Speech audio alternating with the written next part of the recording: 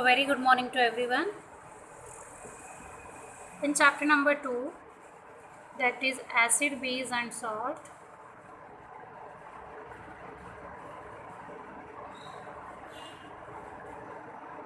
we have learned about the properties of acid, base, salt as well as the reaction of acids. In previous lecture we have learned the reaction of acid with metal carbonate or metal bicarbonate, right? So today we will learn the reaction of acid with metal oxide.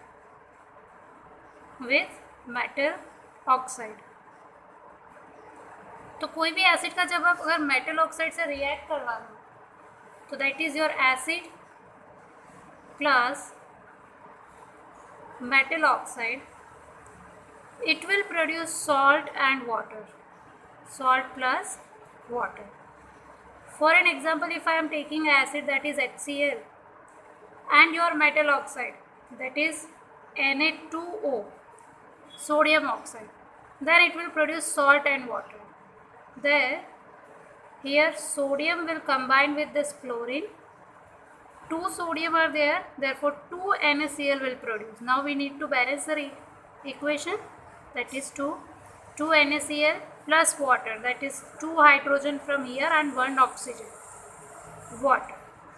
दूसरा कोई example अगर हम ले रहे हैं, that is H2SO4 reacting with another metal oxide. Suppose your metal oxide is calcium oxide, right?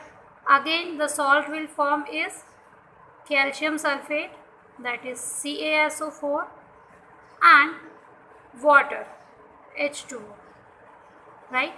In the same manner, when you reaction of base with non metal oxide, base का अगर हम non metal oxide के साथ react करवाते हैं, the product will remain same, that is salt and water. For an example, if I am taking any base, that is CaOH twice, calcium hydroxide, plus non-metal oxide. Non-metal oxide is your carbon dioxide. It will produce salt and water. तो salt कौन सा बनेगा यहाँ से?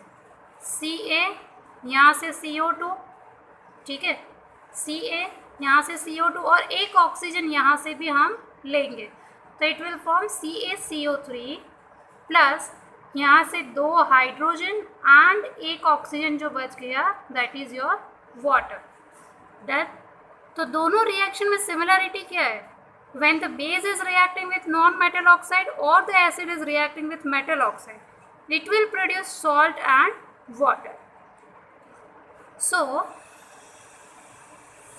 Now the next topic is what do all acid and basis have common.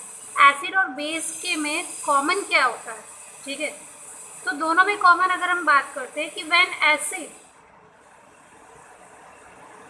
और base are in aqueous solution, or you can say when they react with water, they will produce some ion.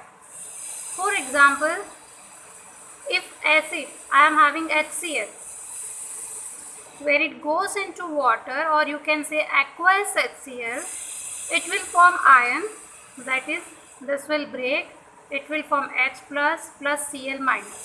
ये ions produce होते हैं. Here this H plus ion, hydrogen ion, is highly unstable. तो वो क्या करता है? अकेला नहीं रहता है. So this H plus will move with water and it will produce H3O plus, that is your hydronium ion. हम इसे क्या कहते हैं? Hydronium ion plus Cl minus. तो यहाँ जो हाइड्रोनियम आयन प्रोड्यूस हो रहा है, it is responsible to conduct electricity. It is responsible to conduct electricity. ठीक है, इसकी वजह से इसमें इलेक्ट्रिसिटी पास होती है.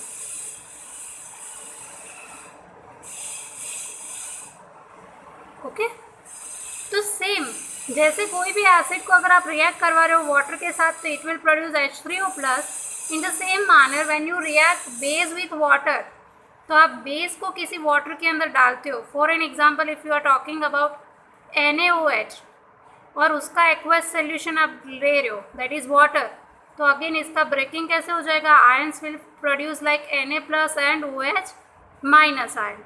तो यहाँ पे क्या प्रोड्यूस होगा, Na+ and OH-। OH- is your hydroxide ion and this hydroxide ion is responsible to conduct the electricity. So what is common? The ions which are produced in acid, that is hydronium ion and hydroxide ion. These ions are responsible to conduct electricity in them, right?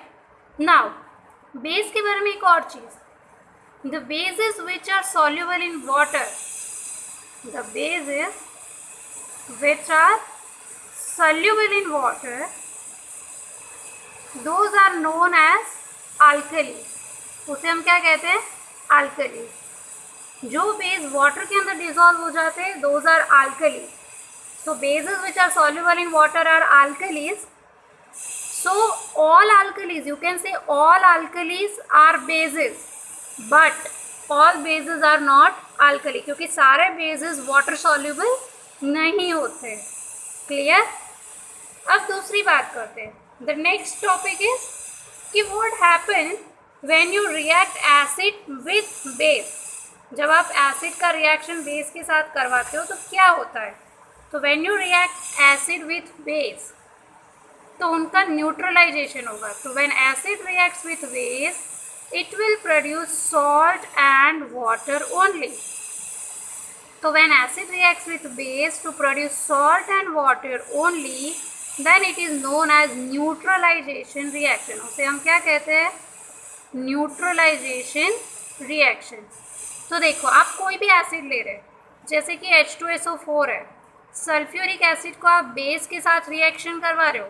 Base is your CaOH twice, calcium hydroxide. तो आपको salt and water मिलेगा. Salt कौन सा मिलेगा, CaSO4, calcium sulphate will form, and water, तो यहाँ 2 hydrogen, total 4 hydrogen and 2 oxygen, that is your 2H2O, 2 water molecules. और salt कौन सा मिला, कैल्शियम सल्फेट. सेम तुम दूसरा कर रहे हो, HCl प्लस MgOH ट्वाइस, तो मैग्नीशियम हाइड्रोक्साइड की आप रिएक्शन करवा रहे हो एसिड के साथ, that is hydrochloric acid. Again it will form salt and water. Salt कौन सा बनेगा, मैग्नीशियम एंड क्लोरीन का सॉल्ट बनेगा. 1 magnesium will require 2 chlorine because Mg is +2, chlorine is -1, therefore MgCl2. Now balance the reaction by keeping 2. So MgCl2 plus water, तो यहाँ पे 2 hydrogen, total 4 hydrogen and 2 oxygen, therefore it will produce 2H2O. Clear? So when the acid reacts with base to produce only and only salt and water, 2 he product मिलेगी और दोनों product में एक salt और एक वाटर होगा, then this reaction is known as neutralization reaction. क्या कहते हैं इसे, न्यूट्रलाइजेशन रिएक्शन. तो अगर कोई थर्ड प्रोडक्ट यहाँ पे फॉर्म हो रहा है तो then it is not neutralisation reaction. Clear? कोई doubt? So this is your acid base reaction. फिर एक और बात, जब भी हम एसिड के अंदर या बेस के अंदर वाटर ऐड करते हैं, तो जैसे ही वाटर ऐड करते हैं तो इट विल गेट डाइल्यूटेड, मतलब उसकी जो कॉन्सेंट्रेशन होती है ना, it will get decrease. For an example, अगर आप बोलो कि 1 गिलास पानी के अंदर आपने नमक डाल दिया है, ठीक है, तो 1 स्पून नमक आपने उसके अंदर डाला है, तो उसकी जो कॉन्सेंट्रेशन होगी, उसका जो टेस्ट होगा वो सॉल्टी होगा. लेकिन जैसे जैसे आप 1 ग्लास की जगह पे 2 ग्लासेस वाटर आप उसके अंदर ऐड कर रहे हो, तो जो उसकी सॉल्टीनेस होगी दैट विल गेट डिक्रीज. तो on keeping diluting that particular substance, it will decrease the concentration of salt. तो यहाँ पे एग्जाम्पल मैंने ले लिया सॉल्ट का, आप उसी तरह से शुगर का भी ले सकते हो कि अगर आप 1 ग्लास वाटर के अंदर शुगर डालते हो तो उसकी स्वीटनेस जो होगी, तो सेम अगर आप 2 ग्लास ऑफ वाटर के अंदर 1 टेबल स्पून आप अगर शुगर डाल रहे हो तो उसकी स्वीटनेस थोड़ी क्या हो जाएगी, कम हो जाएगी. क्यों कम होती है, because the concentration of sugar is getting decrease by increasing the dilution. जैसे जैसे आप पानी ऐड करते जा रहे हो तो द सॉल्टीनेस और the sweetness will get decrease. It means we will directly relate this saltiness and sweetness to this concentration. तो वाटर ऐड करने पे कॉन्सेंट्रेशन कम होता जाता है, तो कॉन्सेंट्रेशन जब कम होता है तो वी विल से दैट इस प्रोसेस इज डाइल्यूशन. उसे हम क्या कहते हैं? डाइल्यूशन कहते हैं, right. In the next lecture we'll learn about the indicator. What are indicators?